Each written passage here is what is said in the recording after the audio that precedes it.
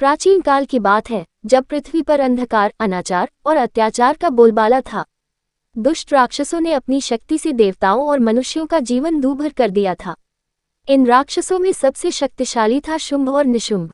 उन्होंने अपनी ताकत से स्वर्ग लोक पर भी कब्जा कर लिया था और सभी देवताओं को स्वर्ग से निष्कासित कर दिया था। ऐसे समय में सभी देवताओं ने मिलकर माता पार्वती से सहायता की प्रार्थना की। माता पार्वती ने उनकी प्रार्थना सुनकर अपनी शक्ति का प्रकट किया और देवी दुर्गा का रूप धारण किया। माता दुर्गा ने शुंभ और निशुंभ से युद्ध करने का निश्चय किया, लेकिन उन्हें पता था कि उनकी जीत के लिए उन्हें अपनी सबसे भयंकर शक्ति का आह्वान करना होगा। इसी दौरान राक्षस रक्तबीज ने भी युद्ध में प्रवेश किया। रक्तबीज एक ऐसा राक्षस था कि जब भी उसके खून की बूंदें धरती पर गिरती तो हर बूंद से एक नया रक्तबीज उत्पन्न हो जाता था। इस कठिन परिस्थिति को समझते हुए माता दुर्गा ने अपने अंदर छिपी कालरात्रि की शक्ति का आवाहन किया। कालरात्रि का प्रकट होना। माता दुर्गा ने अपने सबसे उग्र और भयानक रूप कालरात्रि का आह्वान किया। कालरात्रि का रूप अत्यंत भयानक था। उनका रंग काला था, बाल बिखरे हुए थे और उनके गले में विद्युत माला थी। उनके 4 हाथ थे, 2 हाथों में अस्त्र शस्त्र और 2 हाथों से वह भय और वरदान देने का संकेत करती थी। उनके स्वरूप से संसार के सभी प्राणी भयभीत हो गए थे। उनके विशाल आकार और क्रोध से पृथ्वी कांप उठी थी। रक्तबीज का अंतः कालरात्रि ने युद्धभूमि में प्रवेश किया और रक्तबीज का सामना किया।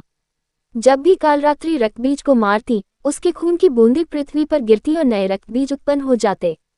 तब माता कालरात्रि ने अपनी जीभ को लंबा कर लिया और जैसे ही रक्तबीज का खून निकलता, वह उसे अपनी जीभ से चूस लेती। इस प्रकार रक्तबीज का खून धरती पर गिरने से पहले ही समाप्त हो गया और कालरात्रि ने रक्तबीज का वध कर दिया। शुंभ निशुंभ का संहार। रक्तबीज के वध के बाद माता कालरात्रि ने शुंभ और निशुंभ की ओर रुख किया। उनका क्रोध इतना प्रचंड था कि शुंभ और निशुंभ जैसे महाबली राक्षस भी भय से कांप उठे। उन्होंने देवी से क्षमा मांगने की कोशिश की, लेकिन माता कालरात्रि ने उनके सभी पापों और अत्याचारों का बदला लेने के लिए उन्हें युद्ध में ललकारा। भीषण युद्ध के बाद कालरात्रि ने अपने अद्भुत शक्ति से शुंभ और निशुंभ का भी अंत कर दिया। शुंभ, निशुंभ और रक्तबीज जैसे राक्षसों के विनाश के बाद तीनों लोकों में शांति स्थापित हुई। देवताओं ने पुनः स्वर्ग लोक प्राप्त किया और मनुष्यों के जीवन में समृद्धि लौट आई। माता कालरात्रि ने अपने भयंकर रूप को त्याग कर सौम्य रूप धारण किया और सभी को आशीर्वाद दिया। उन्होंने ये संदेश दिया कि जब भी संसार में अनीति और अत्याचार बढ़ेगा, तब वह अपने उग्र रूप में आकर पापियों का नाश करेगी और धर्म की स्थापना करेगी। माता कालरात्रि की उपासना। नवरात्रि के 7वें दिन माता कालरात्रि की पूजा की जाती है।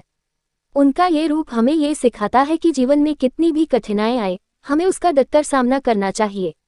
कालरात्रि न केवल बुराई का नाश करती हैं, बल्कि अपने भक्तों को अभय और साहस प्रदान करती हैं।